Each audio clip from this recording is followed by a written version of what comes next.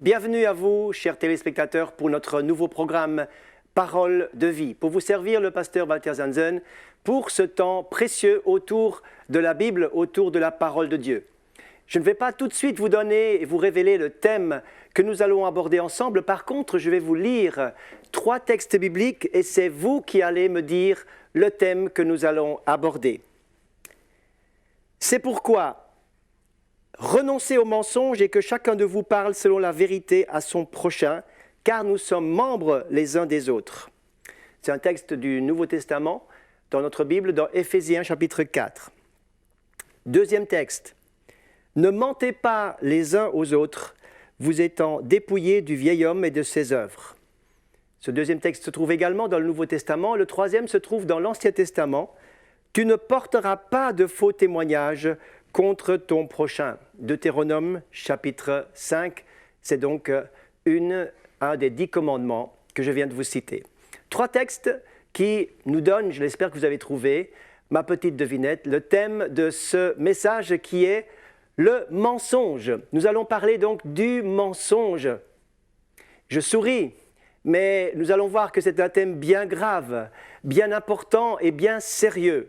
Car nous allons parler comment Dieu voit le mensonge, car nous avons notre vision du mensonge et cette vision dépend de notre éducation, dépend de notre caractère, de notre façon de réfléchir, de nous comporter, parfois aussi du milieu culturel dans lequel nous sommes. Mais nous allons voir ce que Dieu dit dans sa parole, qui est universelle pour tous les peuples, pour tous les temps, ce que la parole de Dieu dit par rapport au mensonge. Et puis nous allons voir qui se cache derrière le mensonge, afin de discerner pour être affranchis et ensuite nous diriger et être imprégnés par l'opposé du mensonge. Je ne vais pas vous révéler tout du premier coup, mais nous allons voir que le mensonge est quelque chose qui est omniprésent autour de nous, omniprésent dans toutes les sphères de la société.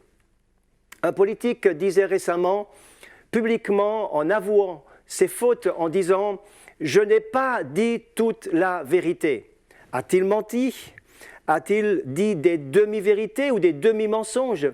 On ne le saura pas, mais il a dit quelque chose qui faisait allusion à quelque chose qui était de la triche et du mensonge.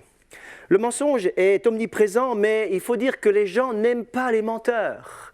Et que ce soit dans le milieu du sport ou au milieu de la politique, on n'aime pas le mensonge et les gens se font un malin plaisir pour dénoncer et critiquer, juger très facilement celui qui a triché et menti.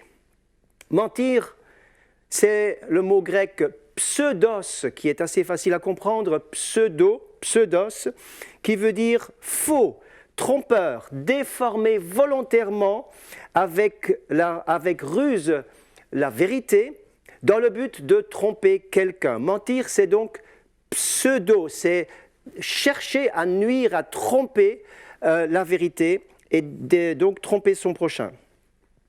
Alors, bien sûr, même dans le milieu chrétien, parfois on s'autorise des petits mensonges pour s'excuser, pour trouver des échappatoires. On défend une cause et on ne dit pas tout. On arrange la cause à ma manière en tronquant et en trompant un peu la vérité. Certaines personnes, pour obtenir un meilleur résultat, vont tricher et mentir. Et je pense à cette personne qui était un frère en Christ, qui était dans le domaine de la vente. Et il a, à un moment donné, littéralement donné sa démission parce que dans ce domaine, pour vendre le produit, il était obligé de mentir et de ne pas dire la vérité, de cacher certaines vérités pour que le produit soit vendu.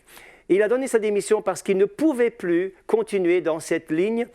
Ce style de vie, cette manière professionnelle d'agir était en contradiction avec ses valeurs profondes qui étaient des valeurs bibliques. Je pense à une autre personne qui, elle, pour obtenir un poste de travail, eh bien, elle a augmenté ses propres qualités son propre savoir-faire et ses compétences de manière anormalement grande. Elle a donc exagéré pour avoir le poste. Elle a dit « Ah, je peux faire ceci, je peux faire cela, je réussis à faire ceci et cela », alors qu'en réalité, elle n'avait pas les compétences. Donc, elle a aussi triché, elle a aussi menti pour obtenir le poste, qui, après coup, s'est révélé être un retour de manivelle sur ce qu'elle avait dit. Donc, elle a été aussi licenciée à cause de cela plus tard.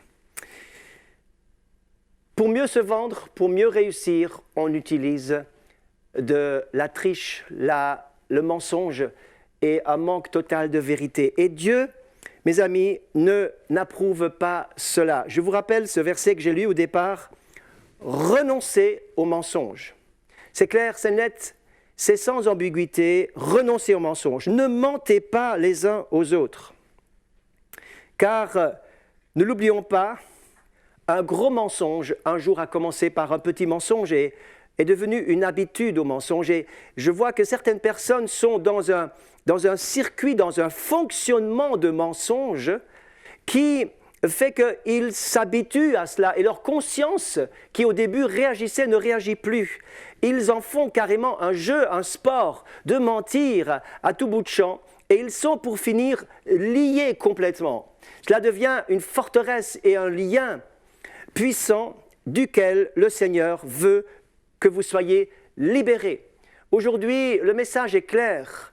Il faut renoncer au mensonge, il faut faire totalement, librement, il faut se dégager de ce piège du mensonge qui peut sournoisement toucher notre vie. Le mensonge, donc, ne doit pas être traité à la légère dans l'Église.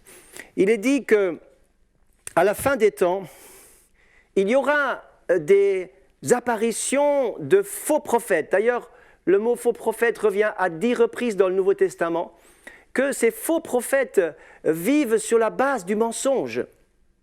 Et ils avancent par le mensonge, ils s'appuient sur des mensonges et ils séduisent même des foules entières par leurs mensonges. Il nous faut donc du discernement. Il est dit que l'apparition de l'Antichrist, qui s'appelle l'impie, se fera par la puissance de Satan, avec toutes sortes de miracles, de signes et de prodiges, écoutez bien, mensongers. Donc il y aura des prodiges, il y aura des miracles, mais ce sont des miracles trompeurs et mensongers.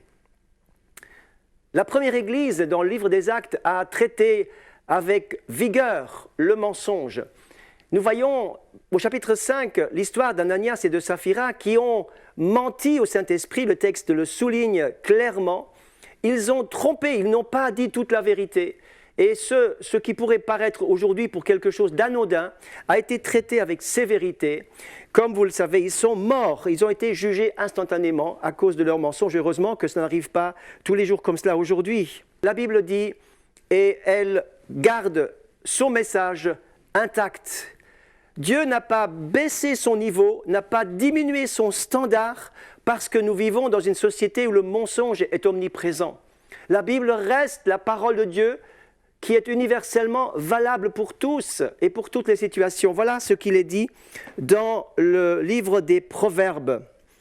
Il y a 6 choses que hait l'Éternel, et même 7 qu'il a en horreur. Les yeux hautains, la langue menteuse, ça vient en deuxième position, la langue menteuse, les mains qui répandent le sang, le cœur qui médite des projets mauvais, les pieds qui se hâtent à courir le mal, le faux témoignage ou le faux témoin qui dit des mensonges. Donc à 2 reprises sur ces 7 choses qui sont mentionnées dans ce Proverbe chapitre 6, versets 16 à 19, il y a 2 fois la question du mensonge. Mais ce n'est pas tout. Proverbe 12, 22, les lèvres fausses sont en horreur à l'Éternel, en horreur à l'Éternel. Éphésiens 4, je rappelle ce texte du départ, renoncer à tout mensonge.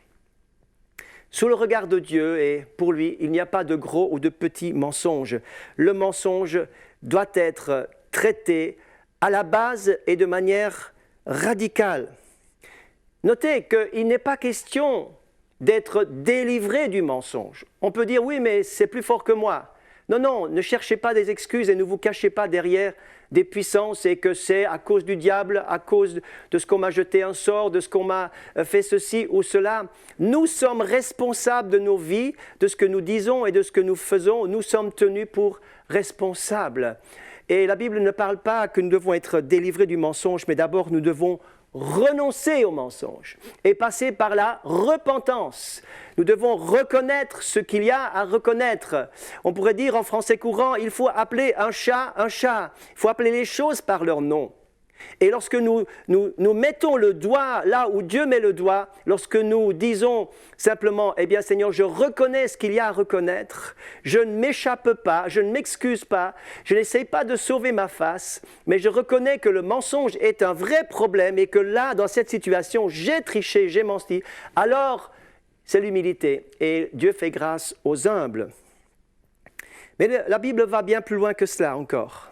Si nous lisons attentivement les nombreuses pages qui parlent du mensonge et les nombreux versets qui parlent du mensonge, nous lisons également dans un texte très connu qui se trouve à la fin de la Bible, au chapitre 21 de l'Apocalypse, où il est dit ceci, « Il n'entrera chez elle rien de souillé », donc dans la Nouvelle Jérusalem, rien de souillé, personne qui ne se livre à l'abomination et au mensonge. Il n'entrera chez eux que ceux qui sont écrits dans le livre de vie de l'agneau. Et puis au final, chapitre 22 de l'Apocalypse, verset 8, il est dit « Dehors les chiens, les enchanteurs, les impudiques, les meurtriers, les idolâtres, et quiconque aime et pratique le mensonge. » Et encore de l'Apocalypse 21, verset 8, « Pour les lâches, les incrédules, les abominables, etc. Et tous les menteurs, leur part sera dans les temps de feu. » Donc le jugement sur le mensonge est très fort, est à prendre au plus grand sérieux. Parce que, alors que nous devons renoncer au mensonge et ne pas être partisans du mensonge, il ne faut pas pactiser avec le mensonge, il faut s'en éloigner, cela doit nous faire réagir à l'intérieur de nous-mêmes, même lorsque ça nous coûte. Je pense à cette personne qui, pour ne pas mentir, par exemple, elle était au bureau et elle reçoit un téléphone, est-ce que vous pouvez me passer telle personne? Et dans le bureau, on lui fait signe, dit que je ne suis pas là. Et cette personne ne pouvait pas mentir, donc elle a dû réfléchir, elle a dit, mais je ne peux pas dire un mensonge, désolé. Et à cause du fait qu'elle n'a pas pu dire ce mensonge en direct, comme ça au téléphone, eh bien elle a été licenciée. Parfois, la vérité peut coûter quelque chose, mais le mensonge coûte bien plus cher, mes amis. Nous l'avons lu dans ces textes et j'aimerais que vous puissiez vous en rappeler, les lire avec beaucoup de crainte, beaucoup de respect, en disant « Seigneur, je ne veux pas simplement outrepasser et traiter ta parole à la légère, je veux l'honorer et je veux que cette parole fasse partie de ma vie, qu'elle ait une influence dans ma vie, qu'elle puisse transformer ma vie et que ma vie soit détachée, éloignée de toute forme de mensonge, même s'il m'en doit coûter. » Et ma prière aujourd'hui, c'est que nous puissions prier pour ceux qui souffrent justement et qui ont de la peine parce qu'ils ont voulu vivre dans la vérité, mais que cette vérité leur a coûté quelque chose. Dieu sera toujours de votre côté. Maintenant vient le deuxième point de mon message. Et ce deuxième point est important. Pourquoi? Parce que derrière le mensonge se tient quelqu'un. Vous allez dire, mais le mensonge, c'est juste ne pas dire la vérité. Non, non, la parole de Dieu a quelque chose à nous dire. Écoutez bien ceci. Jean chapitre 8. Verset 44, et ces mots sortent de la bouche de Jésus lui-même, qui va dire, vous avez pour père le diable. Donc Jésus s'adresse à ces pharisiens, et il dit ceci, vous voulez accomplir les désirs de votre père, il a été meurtrier dès le commencement, il ne se tient pas dans la vérité, parce qu'il n'y a pas de vérité en lui, lorsqu'il profère le mensonge, il parle de son propre fond. Écoutez, il est menteur et le père du mensonge. Derrière le mensonge se tient le père du mensonge qui est le diable. Et le problème, c'est que parfois, nous donnons du poids et du crédit aux paroles, aux insinuations qui viennent du diable. Et ceci est très grave. Voyez-vous, cela a commencé déjà dans le jardin d'Éden. Lorsqu'Adam et Ève, séduits par le serpent qui était dans ce jardin, ont donné du poids, ont donné du crédit aux paroles diaboliques. Oui, mais Dieu n'a pas vraiment voulu dire ça. Oui, mais Dieu sait que si vous mangez de ce fruit, vous serez comme, etc. Donc il a tronqué, changé, modifié les paroles de Dieu. Il les a changées, il a changé la vérité en mensonge pour tromper l'humain, Adam et Ève, et ainsi avoir un pouvoir sur eux. Voilà ce qui est important à savoir, c'est que le diable, le père du mensonge, veut finalement contrôler la vie des gens, veut contrôler par ce mensonge, veut contrôler carrément non seulement des personnes, mais des groupes de personnes, des pays, des États, etc. Il veut diriger, il veut insinuer que son message doit être reçu comme une vérité. Donc il veut changer le mensonge en vérité. C'est pour ça qu'aujourd'hui on appelle le mal bien. Ce qui est faux est reconnu comme étant normal et bien et vérité. Donc le père du mensonge est très rusé pour séduire à ce point afin de contrôler toute chose. C'est pourquoi derrière le mensonge se tient la puissance de mensonge, se tient le père du mensonge qui pactise et qui parle de son fond. Il applaudit à chaque fois qu'un mensonge est dit et répandu, qu'une fausse rumeur circule sur le dos de quelqu'un, etc. Et c'est là que le diable se réjouit lorsque le mensonge parcourt la terre, lorsque la vérité est bafouée, lorsque la vérité trébuche sur la place publique, alors le diable est très, très, très content. Mais la Bible dit, résistez-lui d'une foi ferme, résistez-lui, n'entrez pas et n'avalez pas tous ces mensonges qui cherchent à déformer toutes les vérités. Et ici, j'ai une bonne nouvelle pour vous, mes amis, c'est qu'il ne peut rien contre la puissance de la vérité. Il ne peut rien contre cette puissance qui s'élève contre lui et qui lui tiendra toujours tête, qui s'appelle la vérité. Et cette vérité est personnifiée dans la personne même de Jésus qui dit « Je suis la vérité, je suis le chemin, la vérité et la vie. » Nous avons des exemples magnifiques dans la Bible où la puissance du mensonge a paralysé des ministères, a paralysé des peuples entiers. Nous avons tant d'exemples, mais je vais vous en ressortir juste deux brièvement. Et la première personne qui était écrasée par ce mensonge, c'était cet homme qui se trouvait dans une espèce de fosse, dans une cave où il essayait de sauver ce qu'il pouvait.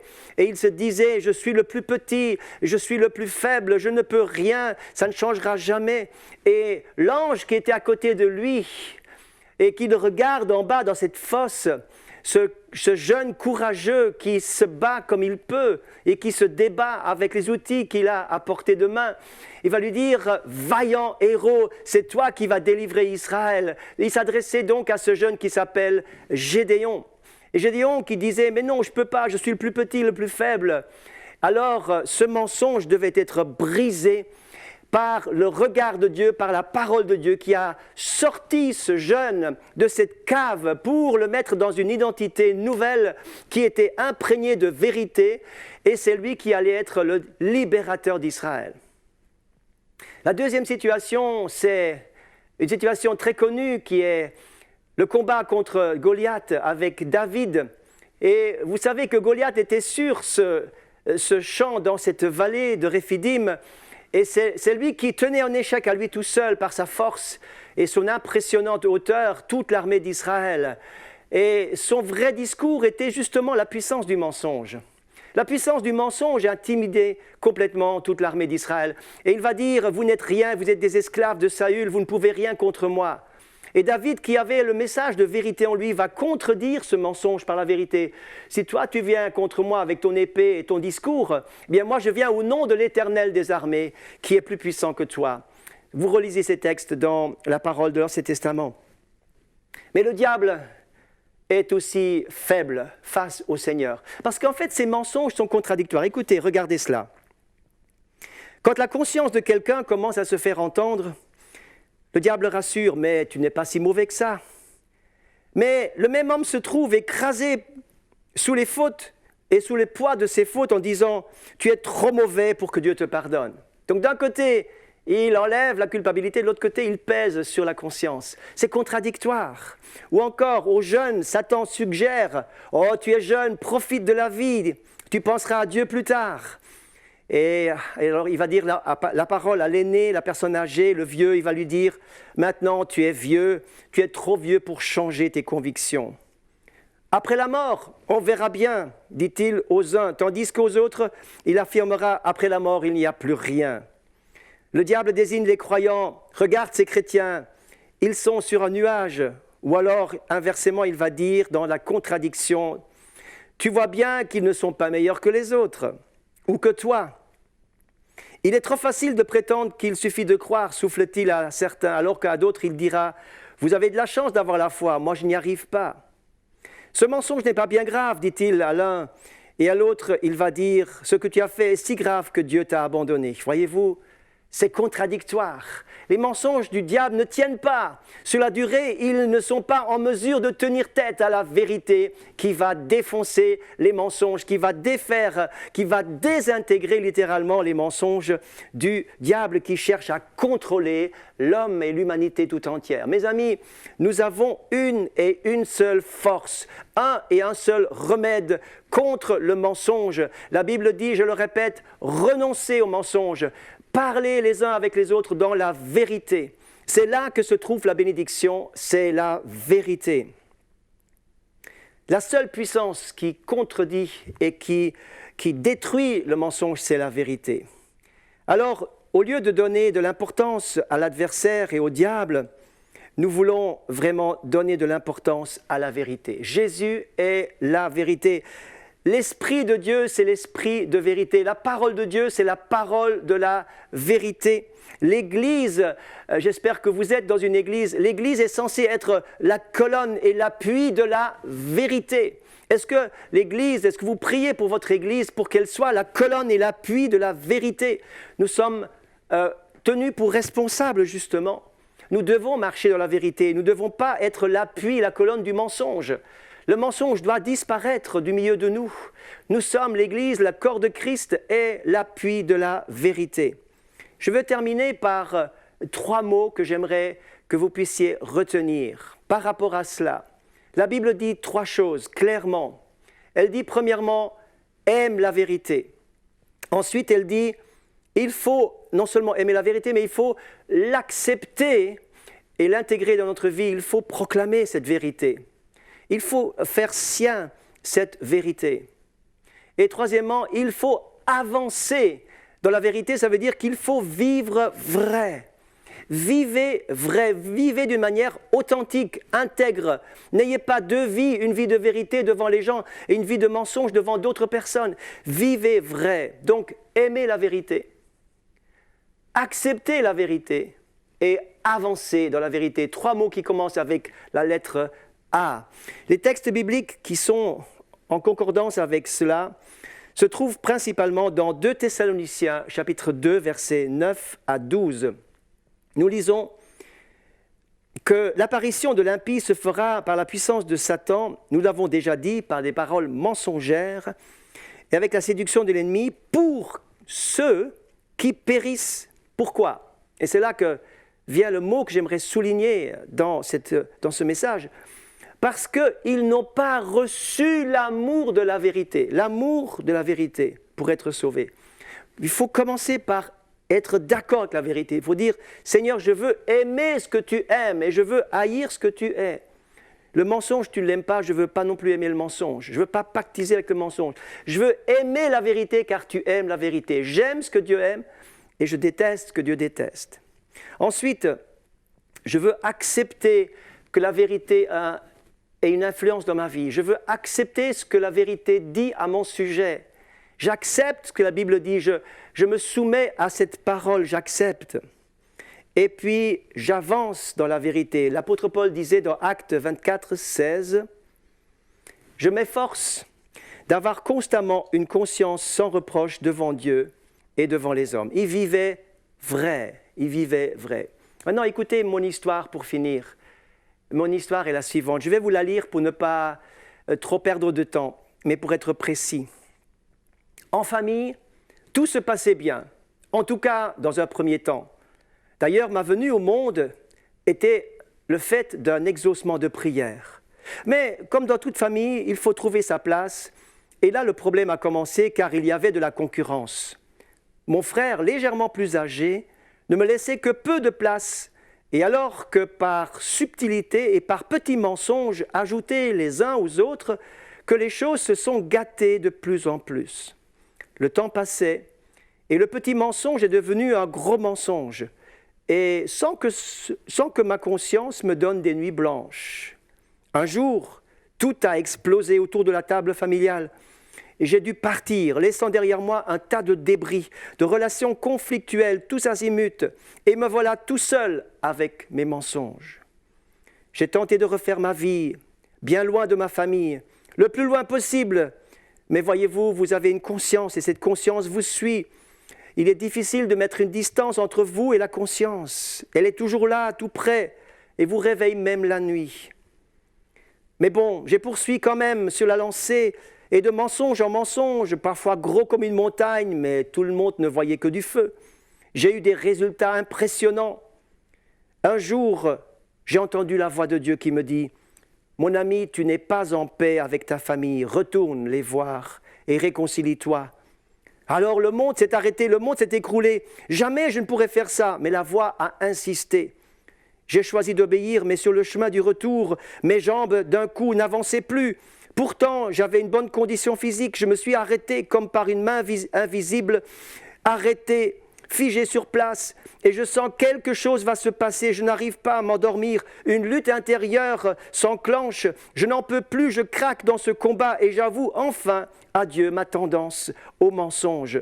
Oui, c'est ma nature, une nature de tromperie, de mensonge, car je m'appelle Jacob, trompeur.